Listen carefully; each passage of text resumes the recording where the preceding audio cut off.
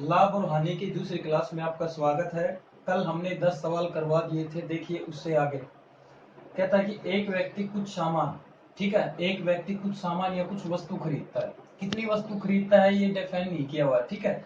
ये जो वस्तु बता रहा है, ये रुपए बता रहा है, ये खाली दर है कि दो वस्तु ले रहा है 1 रुपए में, ठीक है। मान लो कोई आदमी कहता है कि कोई 5 क्विंटल गेहूं लेता है, भाई कुछ गेहूं लेता है, किस हिसाब से 5 क्विंटल गेहूं का लेता है वो 20,000 रुपए। तो उसने कुछ गेहूं खरीदे, इस हिसाब से टोटल कितनी क्वांटिटी है नहीं पता। तो एक व्यक्ति कुछ सामान खरीदता है 1 रुपए में दो वस्तु की दर से। वह पहले से दुगनी वस्तु 1 रुपए में 3 वस्तु की दर से खरीदता है। इस सवाल में सिर्फ यही नई चीज है, ठीक है।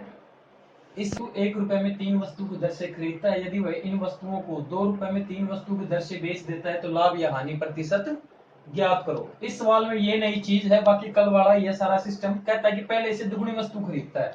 पहले हमारे पास 2 सीपी थे, ठीक है, दो, ठीक है। पहले हमारे पास 2 क्रय मूल्य थे, अभी भी 2 क्रय मूल्य है, पर अब की बार कहता है कि दुगनी वस्तु हो जाती है। कैसे निकालेंगे ध्यान से देखेंगे, कुछ भी हार्ड नहीं है इसके अंदर।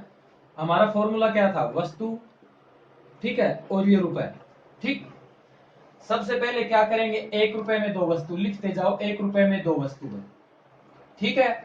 उसके बाद कहता है वह पहले इस दुगनी वस्तु 1 रुपए में 3 वस्तु की दर से खरीदता है, 1 रुपए में 3 वस्तु की दर से खरीदता है। अब बेचने की बात करेगा, कैसे बेच रहा है, 2 रुपए में 3 वस्तु, 2 रुपए में 3 वस्तु, 1 रुपए में 2, ठीक है, फिर 1 रुपए में 3, अब 2 रुपए में 3 बराबर। इसका एलसीएम ले लो, इसका एलसीएम आ गया हमारे पास 6, ठीक है। तो 6 को यहां लिख दो, यही तो बताया था पहले।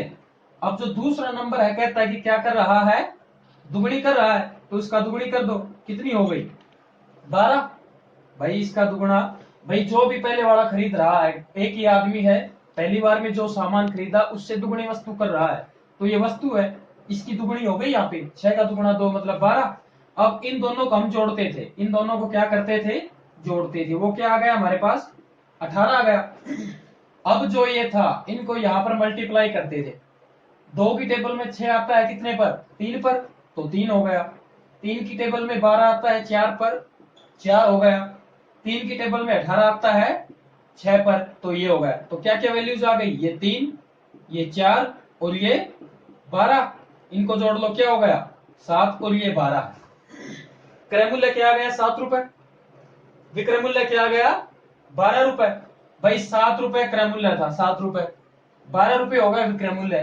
तो लाभ कितना हो गया, लाभ हमारे पास कितना हो गया, 5 रुपए का लाभ हो गया। अब पूछा क्या है, लाभ या हानि प्रतिशत, हमें पता है कि क्या आ गया, लाभ आ गया, तो लाभ प्रतिशत निकालेंगे। लाभ प्रतिशत का फार्मूला होता है लाभ गुणा में 100 बटे क्या हो गया, क्रय मूल्य। क्रय मूल्य कितना है 7 रुपए, 500 बटा 7 हमारे पास ये आ गया। फ्रैक्शन में निकाल लो,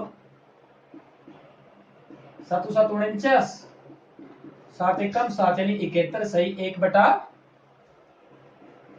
3, भैया 71, ठीक है।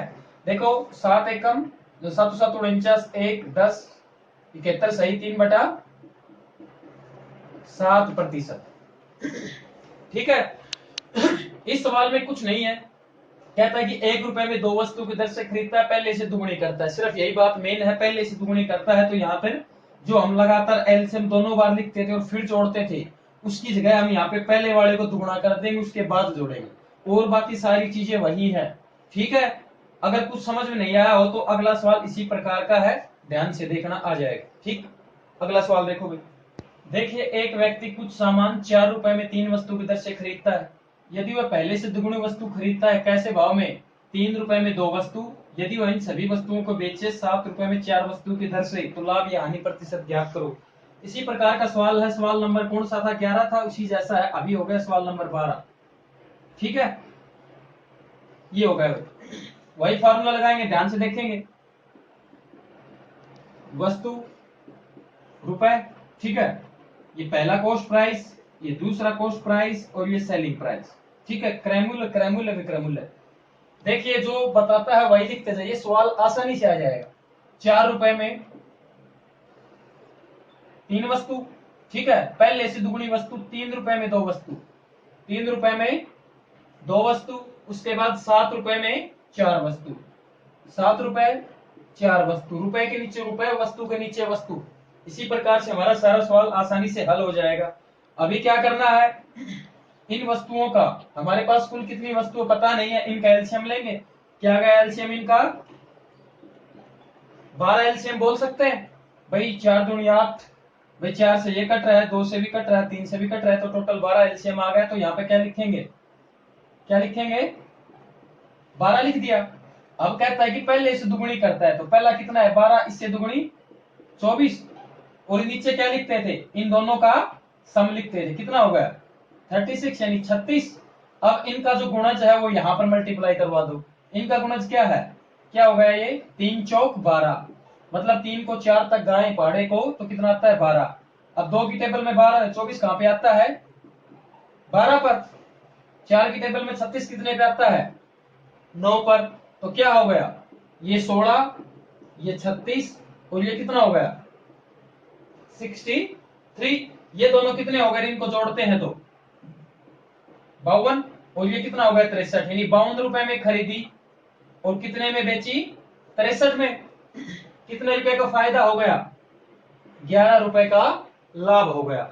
अभी 11 रुपए का अगर लाभ हो गया तो लाभ प्रतिशत निकालो, लाभ गुणा 100 बटा क्रय मूल्य कितना है 52 है, काट दो, 50 से कट गया, 26 से कट गया, ये 25 से कट गया, और ये 13 से कट गया। 25 की 11 की मल्टीप्लाई करते हैं तो सबसे पहले 25 को 10 से करो 250, फिर एक बच गया 250 और 25 275 बटा 13। 275 बटा 13 को फ्रैक्शन में लिखो, कैसे लिखेंगे, 13 दूनी 26, 13 एकम 13, तो 21 सही 2 बटा 13 हमारे पास आंसर आ गया। फ्रैक्शन में आपको लिखना चाहिए वैसे तो, ये हमारे पास आंसर आ गया। ठीक है, अगला सवाल देखिए। देखिए इसमें कुछ थोड़ा सा डिफरेंट है, वो लास्ट में है। क्या होगा ये सवाल देखिए, एक व्यक्ति कुछ सामान 1 रुपए में 2 वस्तु की दर से खरीदता है। वह पहले से दुगुनी वस्तु 1 रुपए में 3 वस्तु की दर से खरीदता है। यदि वह इन वस्तुओं को, ठीक है, 2 रुपए में 3 वस्तु की दर से बेच दे, यदि वह इन वस्तुओं को 2 रुपए में 3 वस्तु की दर से बेच देता है तो पहले प्रकार की वस्तु और दूसरे प्रकार की वस्तुओं को, या उनका अनुपात 3:2 है। ठीक है, तो ध्यान से देखेंगे, सॉरी यहाँ पर दुगुनी नहीं है, यदि वह इन वस्तुओं को, ठीक है, 1 रुपए में 3 वस्तु की देर से बेच देता है, ये नहीं होगा, वह इन सभी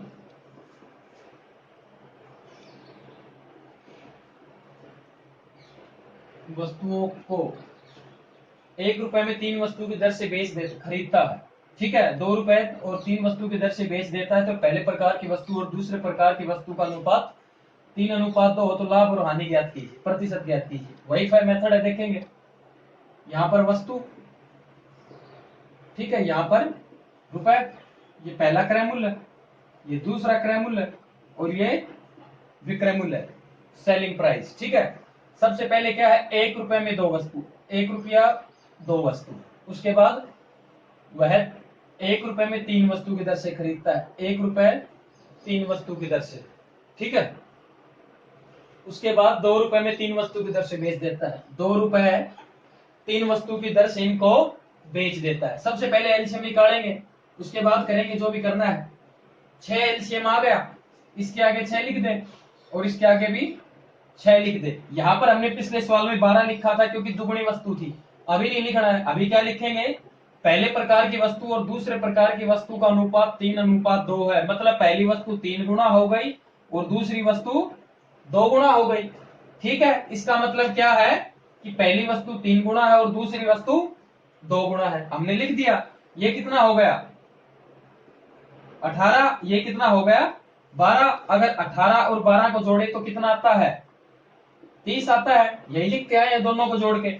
अच्छा, 2 की टेबल 18 तक ले जाएंगे तो क्या आ जाएगा 9, 3 की टेबल 12 तक लेके जाएंगे तो 4 मतलब 4 आ गया। अब 3 की टेबल 30 तक लेके जाएंगे तो 10 आ गया, ठीक है। अब देखेंगे ये 9, ये 4, कितना हो गया 13 हो गया, और ये कितना हो गया 20 हो गया। 13 रुपए का क्रय मूल्य था भाई, यानी 13 रुपए में वो वस्तु खरीदी और बेच कितने में दी 20 रुपए में, ठीक है। नहीं आई बात समझ में? 13 रुपए में तो वो खरीदी और 20 रुपए में उसने बेच दी, तो कितने का फायदा हो गया, कितना लाभ हुआ 7 रुपए का। अब निकालना क्या है लाभ प्रतिशत। लाभ प्रतिशत मतलब लाभ गुणा 100 बटा क्रय मूल्य कितना हो गया 13, यानी 700 बटा 13। इसका प्रतिशत निकाल लेंगे 52 करके कुछ कुछ आएगा, ठीक है। प्रतिशत तो आप खुद निकाल ही सकते हैं, उसका फ्रैक्शन में लिखना है। अगला सवाल देखिए, इसी प्रकार का सवाल है, उसमें 3:2 था, इसमें 2:3 है। अगर पहले वाले सेल में लैंग्वेज गलत हुई हो तो देख लेंगे, ठीक है। बाकी क्वांटिटी सही होनी चाहिए, लैंग्वेज तो ऊपर नीचे चलती रहती है। एक व्यक्ति कुछ सामान या कुछ वस्तु 3 रुपए में 4 वस्तु की दर से खरीदता है, ठीक है। वह कुछ और वस्तु 2 रुपए में 3 वस्तु की दर से खरीदता है, वह इन वस्तुओं को 3 रुपए में 2 वस्तु की दर से बेच देता है यदि पहले प्रकार की वस्तु और दूसरे प्रकार की वस्तु का अनुपात 2:3 हो, 2:3 हो, तो लाभ या हानि प्रतिशत ज्ञात कीजिए, ठीक है। हमारा वही मेथड होगा भाई, ठीक है। सबसे पहले क्या होगा, पहले वाला कॉस्ट प्राइस, दूसरे वाला कॉस्ट प्राइस और फिर सेलिंग प्राइस। ये हो गई हमारे पास वस्तु, ठीक है, और ये हो गए हमारे पास रुपए, ठीक। 3 रुपए, उसके बाद 4 वस्तु, और यहाँ पर क्या है कुछ और वस्तु 2 रुपए में 3 वस्तु, 2 रुपए और ये 3 वस्तु, ठीक है। 3 आर्टिकल यानी वस्तु, वह इन वस्तुओं को 3 रुपए में 2 की दर से, 3 रुपए में 2 की दर से बेच देता है, ठीक है। एलसीएम क्या आ गया 12 आ गया, लिख दे एलसीएम सबसे पहले, हो गया 2:3 का मतलब है पहली वस्तु 2 गुना और दूसरी वस्तु 3 गुना। पहली वस्तु ये है 2 गुना, दूसरी वस्तु ये है 3 गुना, ठीक है। इनको जोड़ लो, ये क्या हो गया 24, ये क्या हो गया 36, कितना हो गया 60 हो गया, 60 हो गया, ठीक है। अब देखिए 4 की टेबल 24 तक लेके जाओ, 6 आ गया, लिख दिया। 3 की टेबल 36 तक लेके जाओ, 12 आ गया, वो भी हमने लिख दिया। अब 2 की टेबल 30 तक लेके 60 तक लेके जाओ, 30 आ गया, वो भी हमने लिख दिया। ये क्या आ गया 18, ये क्या आ गया 24, कितना हो गया 42 हो गया, और ये कितना हो गया 90, ठीक है। यानी ये क्रय मूल्य हो गया भाई, क्रय मूल्य मतलब सीपी, और ये हो गया विक्रय मूल्य मतलब सेलिंग प्राइस एसपी। तो 42 रुपए में सामान खरीदता है और 90 रुपए में बेचता है। 42 रुपए में खरीदता है और कैसे इतने रुपए का उनको लाभ हो गया, इतने में खरीदा इतने में बेचा, इतने में खरीदा इतने में बेचा, लाभ हो गया इतना। तो क्या हो जाएगा लाभ प्रतिशत का फार्मूला, लाभ कितना हो गया भाई 42 रुपए का कि 48 का, 48 का, 42 में खरीदा था, ठीक है। लाभ गुणा 100 बटा क्रय मूल्य, क्रय मूल्य यही था। ये कितना हो गया 24, ये कितना हो गया 21। अब ये 3 से कट रहे, 3 सते 21, 3 आठे 24, यानी 100 और 8 की गुणा करें तो 800 बटा 7, ठीक है। इनका फ्रैक्शन निकाल लेना, वही आंसर हो जाएगा। ये तो आ गया होगा समझ में। इस चीज का कोई रोल नहीं है, सिर्फ एक जगह काम आएगा गुणा करने में। 2 मतलब पहली बार, 3 मतलब दूसरी बार है, मेरा मतलब सबसे पहले 2 है, दूसरी बार 3 है, तो जो पहले वाली वस्तु है उसके मल्टीप्लाई में 2 कर देंगे, और जो दूसरी बार 3 है उसको दूसरे वाले क्रय मूल्य से दूसरी वस्तु के दर पे गुणा कर देंगे। और ये कहां से लिया है, इनका एलसीएम है, ठीक है। और कुछ नहीं किया, ये इनका गुणज है, यहाँ पे लिखते गए। इन दोनों को जोड़ो, एक जैसे है, क्रय मूल्य को जोड़ो, विक्रय मूल्य को करो, इनमें घटा दो, जो ऊपर आता है वो क्रय मूल्य, नीचे आता है वो विक्रय मूल्य, लेस कर दो, वहां से आपका लाभ या हानि जो भी होता है वो आ जाएगा और सवाल हो जाता है। अगला सवाल देखिए, ये एक व्यक्ति कुछ सामान 3 रुपए में 2 वस्तु की दर से खरीदता है, यदि वह कुछ और वस्तु 3 रुपए में 4 वस्तु की दर से खरीदता है, ठीक है। अब वह इन सब वस्तुओं को ₹5 में 4 वस्तु की दर से बेच देता है यदि पहले प्रकार की वस्तु की संख्या दूसरे प्रकार की वस्तु की संख्या से 50% अधिक हो तो लाभ या हानि प्रतिशत ज्ञात कीजिए। ध्यान से देखेंगे, टू दी पॉइंट चलेंगे। ठीक है, वस्तु ये रुपए, ठीक है, पहले प्रकार का क्रय मूल्य, दूसरे प्रकार का क्रय मूल्य और ये हमारा विक्रय मूल्य यानी सेलिंग प्राइस। ठीक है, पहली बार लिखो क्या है, ₹3 में 2 वस्तु, ₹3 2 वस्तु। अब ₹3 4 वस्तु, ये ₹3 और ये 4 वस्तु। ठीक है, अब बेच रहा है ₹5 में 4 वस्तु, ये ₹5 और ये 4 वस्तु। ठीक है, इनका एलसीएम क्या आ गया भाई, वस्तु का एलसीएम क्या आ गया, 4 आ गया। 4 को यहां लिख दे। ठीक है, अच्छा अब किससे मल्टीप्लाई करें या यहाँ क्या लिखे जोड़ के, ये बात कौन डिफाइन करेगा, ये संख्या कि पहले प्रकार की वस्तु की संख्या दूसरे प्रकार की वस्तु की संख्या से 50% अधिक है। हमने बताया था जिससे या की या का कहा जाए उसी में जोड़ना है, उसी में घटाना है या उसी को मानना है। तो किसको मानेंगे, कहता कि पहले प्रकार की जो वस्तु की जो संख्या है वो दूसरे प्रकार की वस्तु की संख्या से, मैंने कहा था जिससे या जिसकी या जिसका कहा जाए उसी को मानना है। तो दूसरे प्रकार की वस्तु को हमने 100 मान लिया, 50% अधिक यानी 150 हो गया, 0 से 0 कट गया, 5 की टेबल में दोनों कॉमन है, 5 दिए 15, 5 दूनी 10, यानी इनका रेशियो क्या आ गया, 3:2।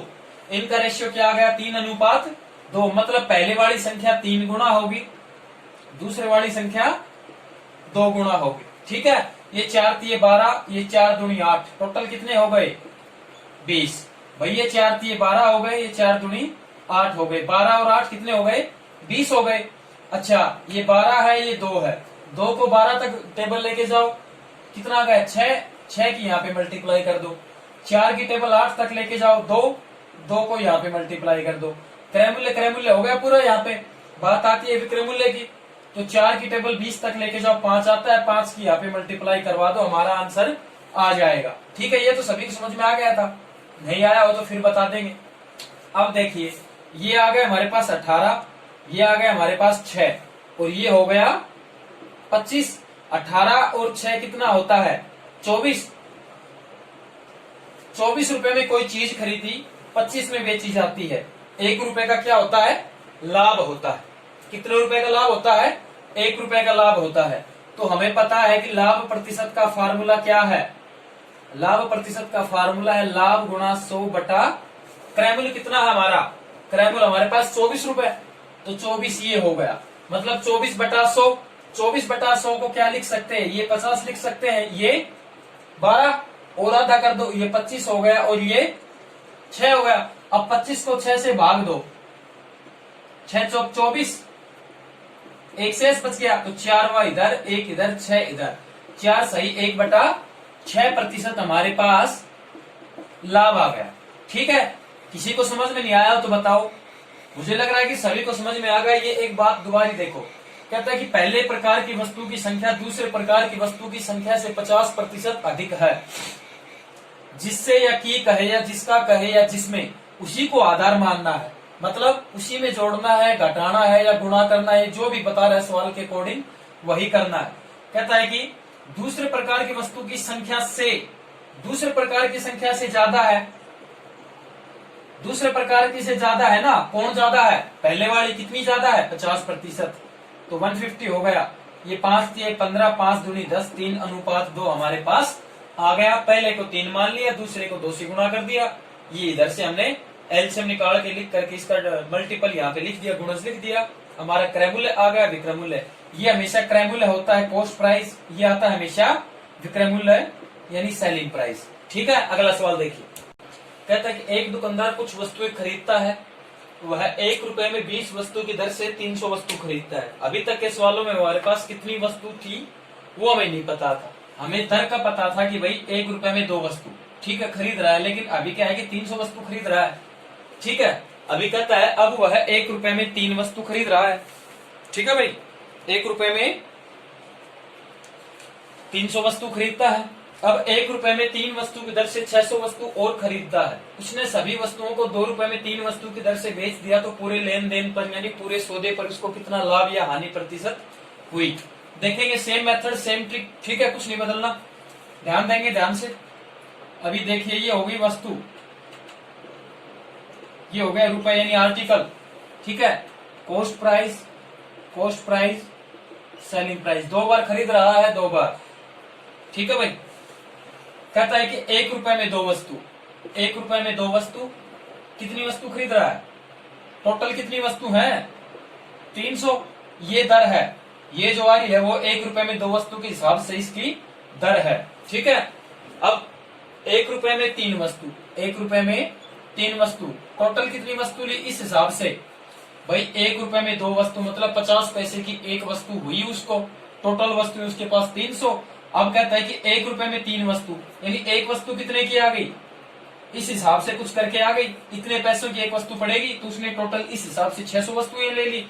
अच्छा, अब सभी वस्तुओं को बेच देता है 2 रुपए में 3 वस्तु, 2 रुपए में 3 वस्तु, 6 एलसीएम, सॉरी यहाँ पर एलसीएम लेने की जरूरत नहीं है, एलसीएम हम तब लेते जब हमें वस्तुओं की संख्या निकालनी होती थी, अभी तो दे रखी है, ठीक है। तो अब इनको डायरेक्ट क्या कर देंगे, जोड़ देंगे, ये क्या आ गया 900 आ गया, इनको डिवाइड करो, मेरा मतलब इसको इससे भाग करो, कितना आ गया 150, इसको इससे करो कितना आ गया 200, इसको इससे करो कितना आ गया 300, ठीक है। ये क्या होगा 150 और 200 क्या हो गया भाई 150 और 200 कितना हो गया 350, इन दोनों का क्या गया 350 और ये क्या हो गया 600, ठीक है।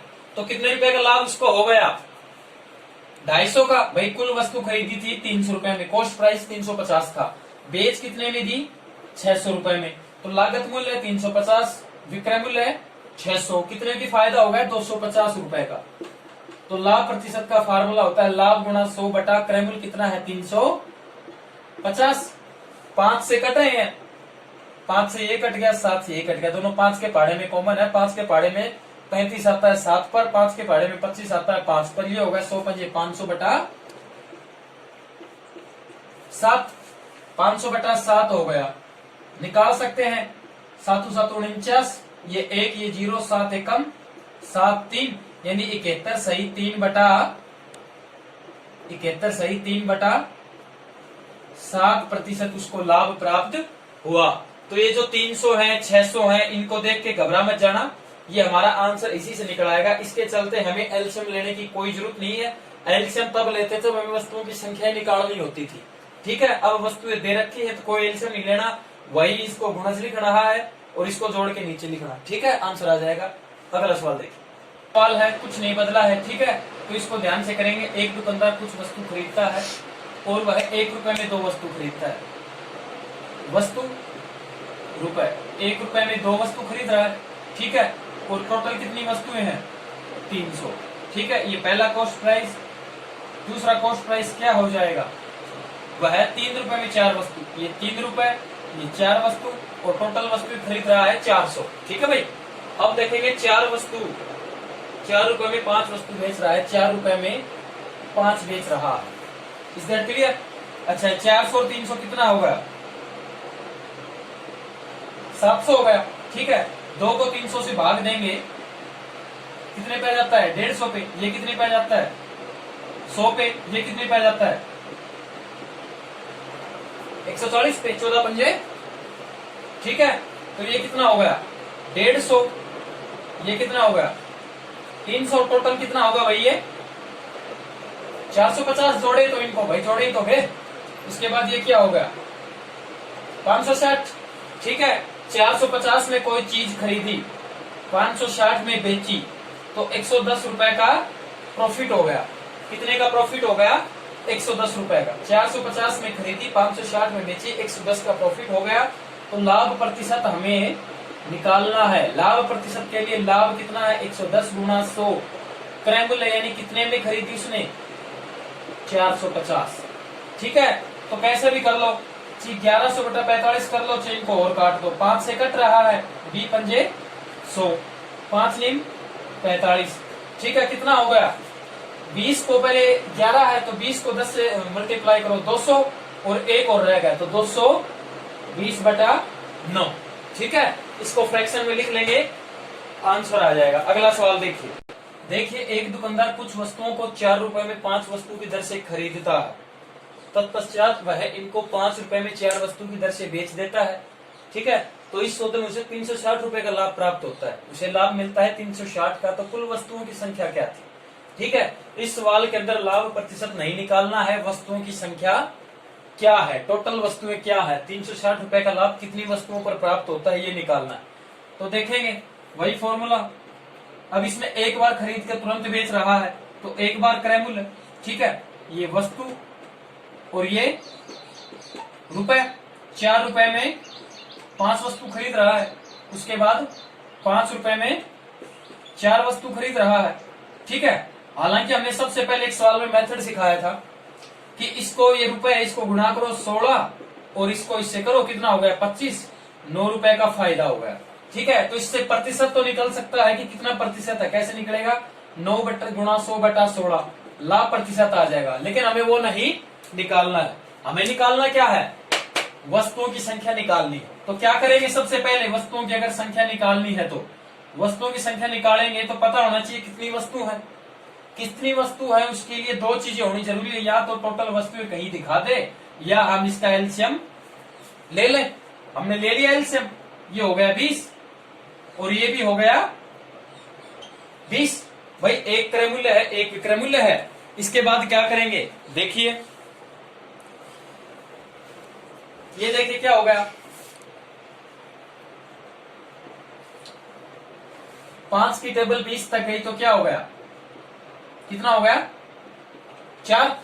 भाई 5 चौक 20, 4 ही आया, मल्टीप्लाई किया, 4 पंजे 20, 5 आया, 5 से मल्टीप्लाई किया, कितना हो गया 16, कितना हो गया 25। ले दे के वही 9 रुपए लाभ, क्या आया भाई, वही 9 रुपए लाभ। लेकिन हमें लाभ या लाभ प्रतिशत नहीं चाहिए, ये तो एक खाली जरिया आया है जिससे हम वस्तुओं की संख्या निकालेंगे। अब कोई बता सकता है 9 रुपए लाभ कितनी वस्तुओं पर आया है, 9 रुपए लाभ कितनी वस्तुओं पर आया है, बता सकता है कोई?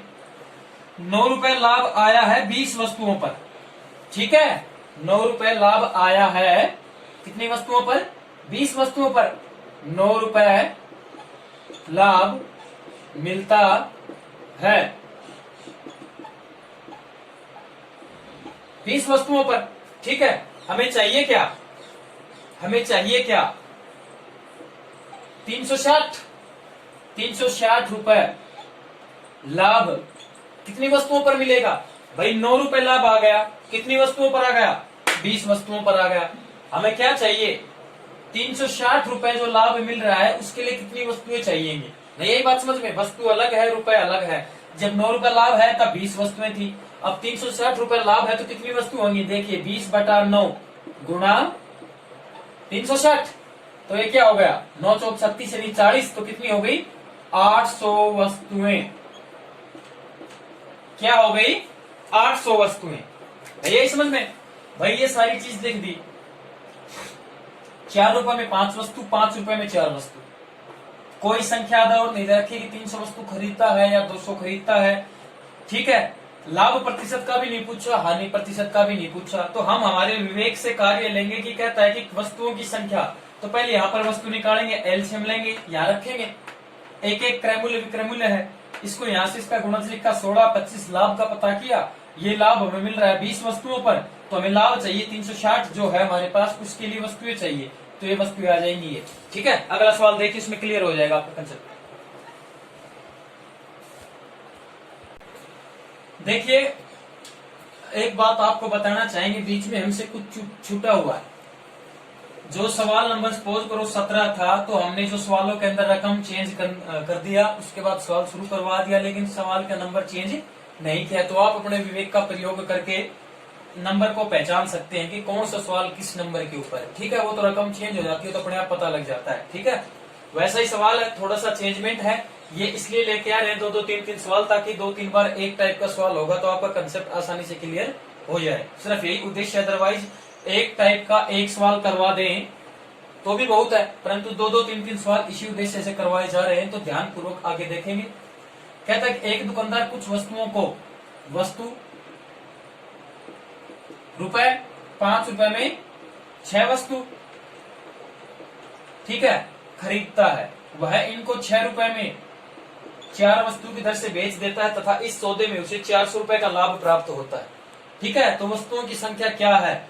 वस्तुओं की संख्या निकालने के लिए सबसे पहले क्या करेंगे? एलसीएम ले लेंगे हम। ठीक है, 12 इधर रख दिया, 12 इधर रख दिया। अगर यहाँ पर 2 बार सीपी होता, 2 बार क्रय मूल्य होता, दोनों क्रय मूल्य को जोड़ के विक्रय मूल्य के नीचे रख देते। अब एक बार क्रय मूल्य है, एक बार विक्रय मूल्य है, एज इट इज, यानी ज्यो कहते हो हम रखेंगे। 6 की टेबल 12 तक गाएंगे तो क्या आता है? 2 आता है, हो गया। 4 की टेबल 12 तक गाएंगे तो क्या आता है? 3 आता है। ये हो गया 10, ये हो गया 18। अच्छा, ये क्या हो गया? 8 रुपए का लाभ हो गया, 8 रुपए का लाभ हो गया। आप ये कहोगे कि कैसे? ये देखो, पहले तो हमने स्टार्टिंग के 2 सवालों के अंदर क्या करवाया था? लाभ प्रतिशत निकालने के लिए इनकी गुणा की थी ना, और इनकी की थी, फिर उसको घटा देते थे। भाई ये हो गया 20, ये हो गया 36, ये कितना फर्क हो गया? 16, और ये 8, कोई फर्क नहीं है। 8 का दूना ही तो 16। अगर यहाँ पे कितना कर देते? 32 भी कर देते तो भी कोई फर्क नहीं पड़ता। तो इस प्रकार से हमें नहीं निकालना, हमें तो खाली वस्तुओं की संख्या चाहिए। तो कैसे निकलेगी? 8 रुपए लाभ, 8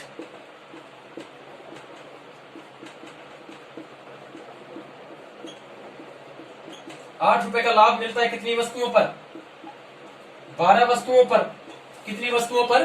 12। भाई यहाँ पर 12 वस्तु है तभी 8 लाभ है, यानी 8 रुपए का लाभ मिलता है 12 वस्तुओं पर। हमें चाहिए कितनी वस्तुओं का लाभ?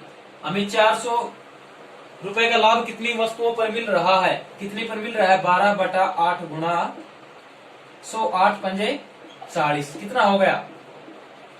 600 वस्तुएं। नहीं आया समझ में?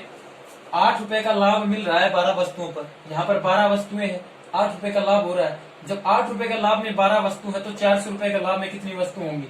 600 वस्तु होंगी। आगे देखिए, कहता है कि एक दुकानदार कुछ वस्तुओं को 2 रुपए में 3 वस्तुओं की दर से खरीद लेता हुआ है, उतनी ही वस्तु 3 रुपए में 4 की दर से 3 रुपए में 4 की दर से और खरीदता है। मतलब 2 बार खरीद रहा है, 2 बार सीपी आ गया। वह यदि उन सभी वस्तुओं को 3 रुपए में 2 की दर से 3 रुपए में 2 वस्तु की दर से बेच दे और उसे लाभ मिलता है 760 रुपए का, तो कुल वस्तुओं की संख्या कितनी थी? लगा सकते हैं पता। एलसीएम क्या ले लेंगे? 12 ले लिया, यहाँ पे 12 आ गया, यहाँ पे भी 12 आ गया। अब 2 एक जैसे हैं, इन दोनों को जोड़ देंगे, 2 क्रय मूल्य हो जाते हैं तो उनका जोड़ के नीचे लिखते हैं, हमें पता है अच्छे से। ये क्या होगा? 3 को 12 से गुणा किया, 3 को 12 से भाग किया तो इसका गुणज क्या होता है? 4। या ये कह सकते हैं कि 3 की टेबल 12 तक गई है, 4 आ गया, यहाँ पे क्या आ गया? 3, और यहाँ पे क्या आ गया? 12, तो ये क्या हो गया? 8, ये क्या हो गया? 9, और ये 36, ये 17 और ये 36। ठीक है, तो कितना आ गया भाई? 19 रुपए आ गया भाई। 36 में से 17 गए, 16 में 7 गया 9, ठीक है, 2 में 1 गया 1, यानी 19 रुपए का लाभ प्राप्त होता है। ठीक है, ये 19 रुपए का लाभ प्राप्त जो होता है प्रॉफिट, वो कितने पे है? कितनी वस्तुओं पे है? 24। ये तो खरीदी हुई वस्तुएं हैं। कहता है कि वह कुछ वस्तुएं खरीदता है और उतनी ही वस्तु और खरीदता है, जितनी पहले खरीदी उतनी ही बाद में खरीद रहा है। तो बेचेगा कितनी? जितनी वो बेचेगा, सॉरी, जितनी वो खरीदेगा उतनी ही तो बेचेगा। पहली बार में इतनी जो भी वस्तु खरीदी मान लो, उतनी ही और खरीद रहा है, तो उतनी ही हो गई ना बराबर। अब जितनी खरीदी उतनी ही तो बेचेगा। भाई 24 खरीदी तो 25 कहां से बेच देगा? 24 खरीदी तो 24 ही बेचेगा। तो ये 12 रुपए का लाभ प्राप्त जो हुआ 19 रुपए का, 19 रुपए का जो लाभ उसको मिला, ये कितनी वस्तुओं पर है? 24 वस्तुओं पर। ध्यान से आगे देखेंगे, 19 रुपए का लाभ प्राप्त हुआ कितने पे? 24 वस्तुओं पर। ठीक है भाई, उसको चाहिए कितना? 760 रुपए का लाभ जो मिला था, कितनी वस्तुओं पर मिलेगा? 24/19 तो था ही था। ये कितना हो गया? 760, ये कट गया 19 चौक 76, 40 आ गया। ठीक है, तो 40 की और 24 की मल्टीप्लाई कर देंगे। ठीक है भाई, 40 और 20 की मल्टीप्लाई की 800। ठीक है, 4 चौक 16, 160 और जोड़ दो तो कितनी वस्तुएं हो गई? 960 वस्तुएं। डायरेक्ट मल्टीप्लाई हो गया। ठीक है भाई, 40 की 20 की मल्टीप्लाई की 800, 40 को 4 से की 160, 800 160 960 वस्तुएं, बाकी कल। ठीक है, आज के लिए धन्यवाद, नमस्कार।